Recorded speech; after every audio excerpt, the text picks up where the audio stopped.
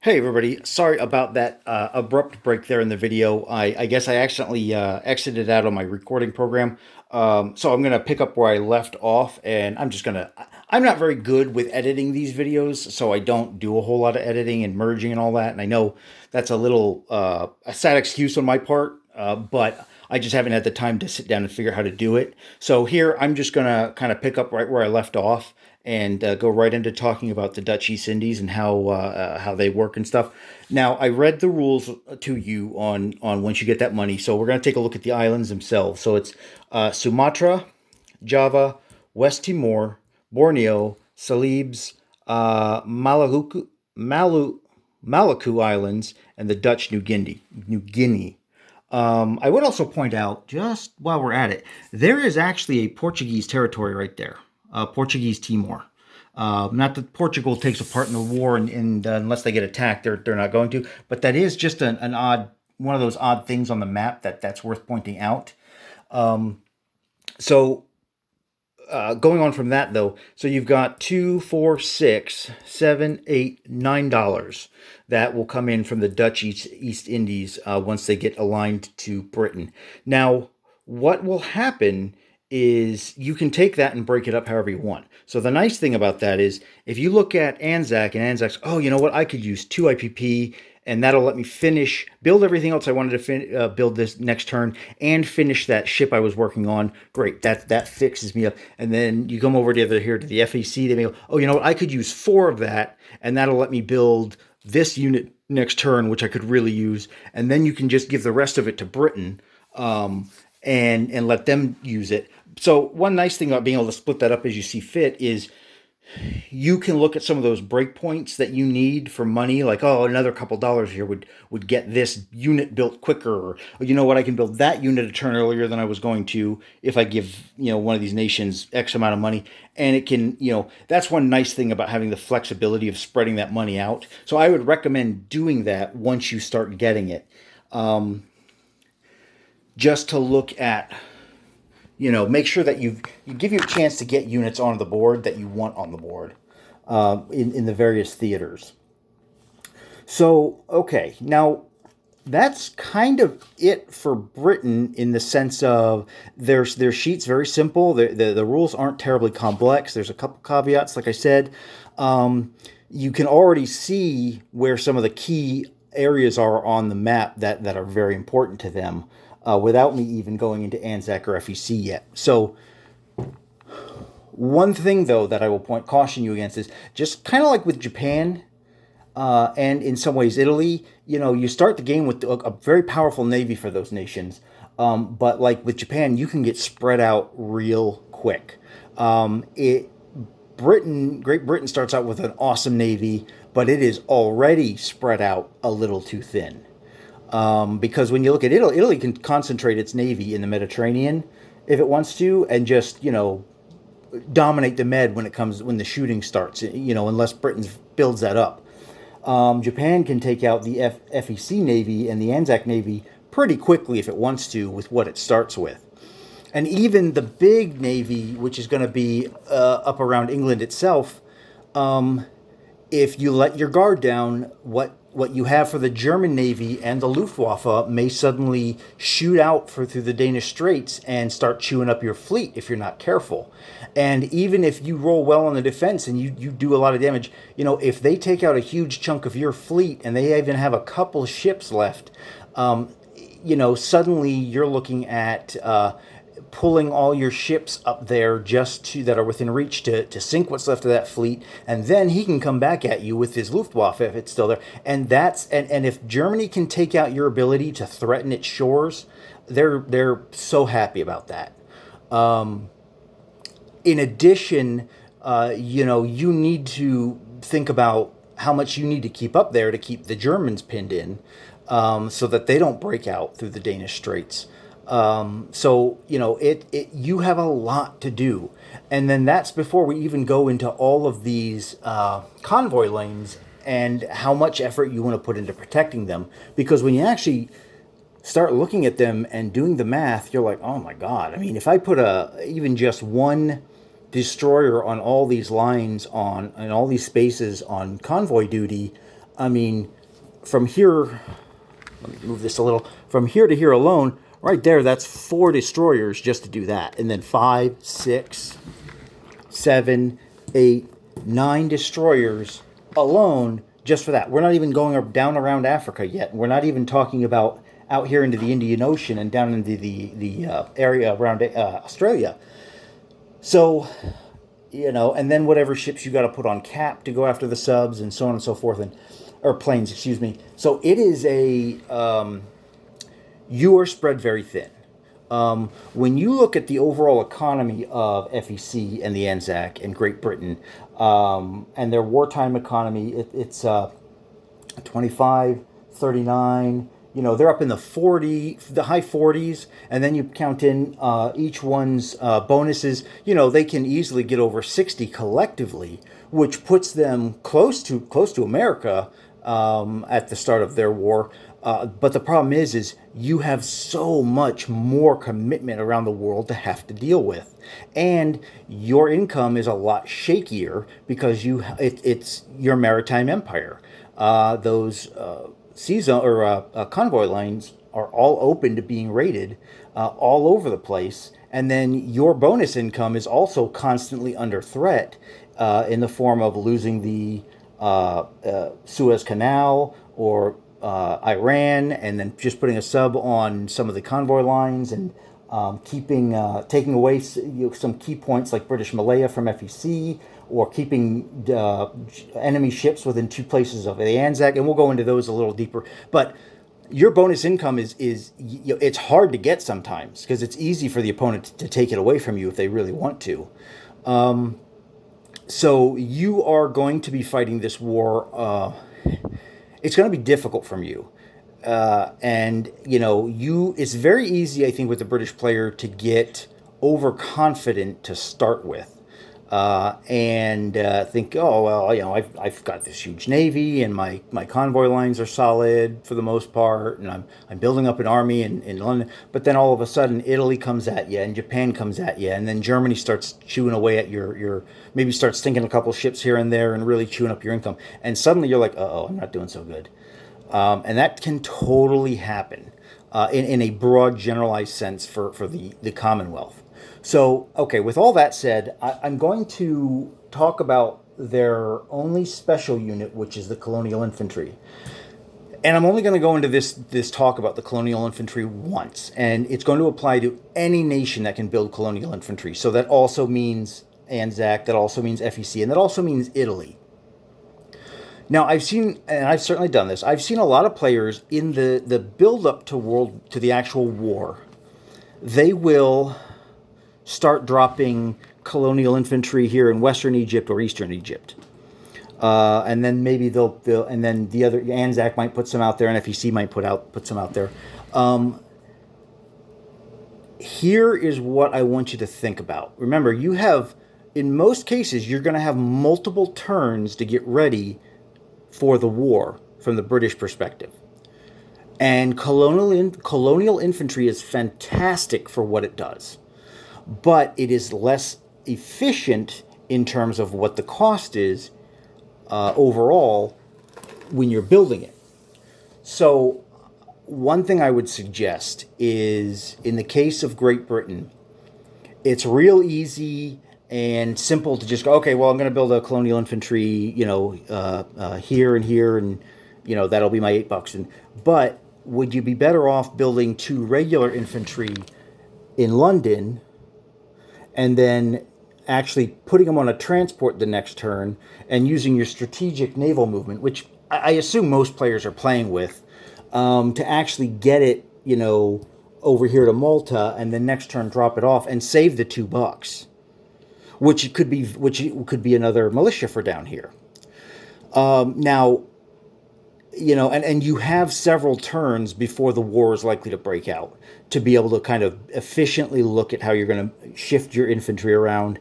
And you probably, anytime you can get away with not building colonial infantry, building regular infantry, and then shipping them in there or flying them in there with like a transport or something like that, I would recommend taking it. Now, that does come with the caveat of you don't want to stick your neck out too far with your transports, and then maybe Italy goes, okay, you know what, we're going to pull the trigger because he moved all his transports down here to reinforce Western Egypt and Eastern Egypt.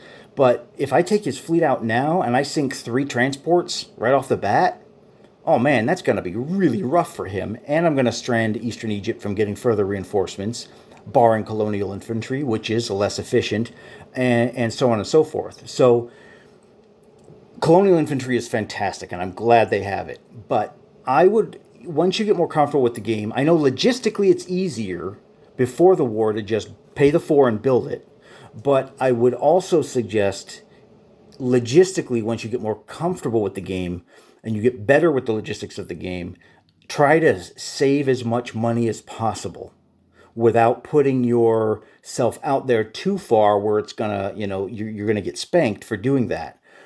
Because, like I said, Britain is spread really thin, and saving a couple extra bucks before the war, and getting an extra militia or even an extra infantry unit out there somewhere because you moved your fleet around in a much more efficient, sensible kind of way is going to pay. I think it's going to go a lot farther for you in the long run. Because, okay, so with that said, keep that in mind. I'm going to go into some of the specifics of playing Britain and what they need to think about and worry about.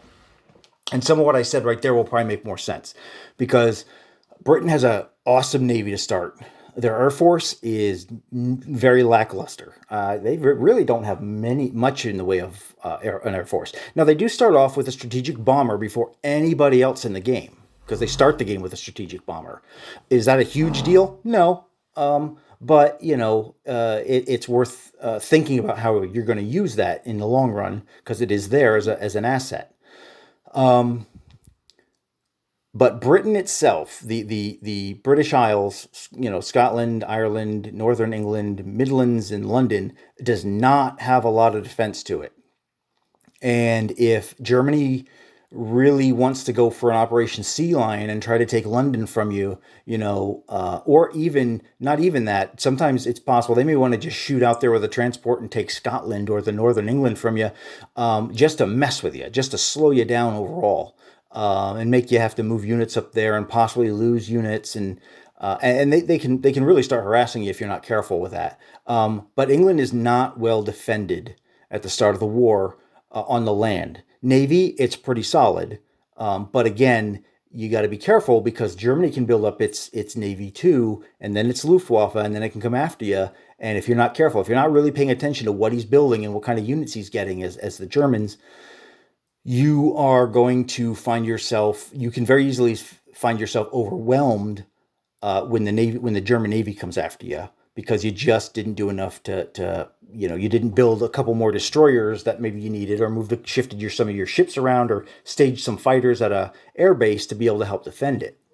So keep that in mind. Um, Now the other thing that's the other gorilla in the room is what are you going to do about your convoy lines? Now, one thing to bear in mind is, as far as I know, in the rules, there's nothing that says you cannot start putting your destroyers on convoy duty from the very beginning of the game. I know it's classified as a combat move, and you're not technically in combat or at war, but at the same time, they knew what was going to happen with Germany.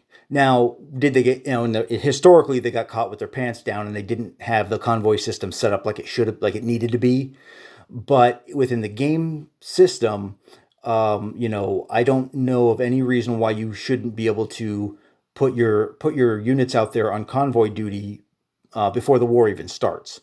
So just keep that, and your aircraft on cap for that matter. So just keep that in mind as you are positioning your troops and deciding where to put them. Don't give Germany the free shot of having nobody on convoy duty at the start of the game. Now, again, if somebody thinks now, if maybe I missed something in the rules where maybe that shouldn't or couldn't be allowed, then that's fine. Point that out to me. But I haven't found it yet. But now going further, Britain alone, has convoys all the way, around here, up and then over to the U.S. and then and as far as Russia goes, if it's going to fall on Britain and America to realistically protect that Russian convoy line. Um, and I'm sure the Russian player would appreciate it if you could, but it's not an easy task. But if you're going to, that's even more of a problem because now you have all that extra stuff that you're not actually getting anything from, but you're trying to make sure that Russia gets its extra money a turn so that it can keep fighting. And that's something you'll have to probably work out with Russia as far as defending that northern line, sea line. And I'll tell you right now, you don't have enough units out there to be able to do everything. There's going to be probably even at the start of the war. Even if you go heavy on the Navy, you're going to be in a position where there's going to be holes where the Axis can get their subs in and hit you really hard. But it's something you as Britain are going to start off looking okay. Things are going to get really dark, and then hopefully between any support America gives and well decisions on your part, things start to kind of look better again for you. So I will say that if you're not used to playing Britain, you're gonna get your teeth kicked in once the war starts, most likely. Germany and Italy and Japan have the initiative. They get to decide when and where to hit you and hit you the hardest. So it's gonna get dark and the sky, things are gonna get bleak before they get any better usually with Britain. So bear that in mind. It can look a little frustrating, but again, if you play well and you play well with your allies and they help protect your convoy lines and so forth, you'll start getting your economy back. You'll start liberating hopefully some of your zones in Africa that Italy might have taken from you, and things will hopefully look better, much better by the end of the game or towards the end of the game, very quickly for you. So there's the convoy lines, there's Britain itself, and then there's the Navy and what you need to do with the Navy.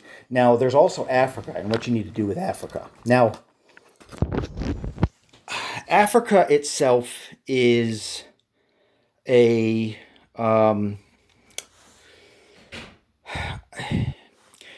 a little, I mean, all this stuff down here is under threat of Italy. And when you add it all up, you've got two, three, $4 for Britain down here, and then I don't know. I mean, Italy could, in theory, start threatening the Gold Coast over here, so maybe $5. It's not a huge lump of money in terms of taking that away from Britain, or if Italy gets to take it away from Britain. More importantly, though, you do have a factory in South Africa. You start the game with a factory in South Africa. So you can start reinforcing with one infantry a turn or one mech unit a turn and kind of start getting them up here. And of course, you can put out colonial infantry throughout here too, which will help. But how much you commit is going to be up to you. Your real thing that you need to really look at and defend is obviously Eastern Egypt. Now, if you take a kind of very forward protective stance, you'll probably make it a point to protect Transjordan as well and Western Egypt, rather than just giving them away. Same thing with Cyprus. That's not. I don't think it starts with anything on it, so you might want to consider building something there to help protect it. And then Nubia here. Now if you can always just pull everything into Eastern Egypt and just say, all right, well, I'm not going to let you come at me. What the best play that is there, I don't have a good I don't have any. There's no clear route, but Italy's goals are always going to be at some point to take Eastern Egypt from you and Gibraltar. Now, Gibraltar has the benefit of being a fortified zone and starting off with a coastal guns that will actually defend both from invasion from both of these zones. Because in real life, Gibraltar is like really, really, really, really small right here. They just made that bigger so it's easier to play with that zone. So your key points as Britain is Eastern Egypt, Gibraltar, and possibly Malta, and then the South African Union.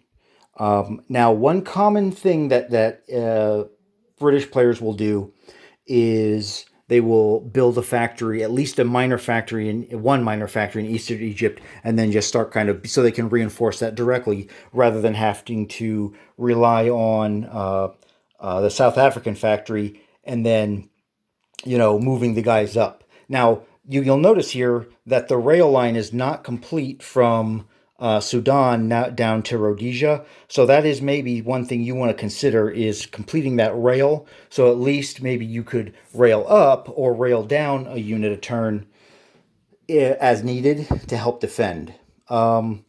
This stuff out here really isn't under much threat. I don't think I've ever seen the Gold Coast even remotely come under threat of being taken.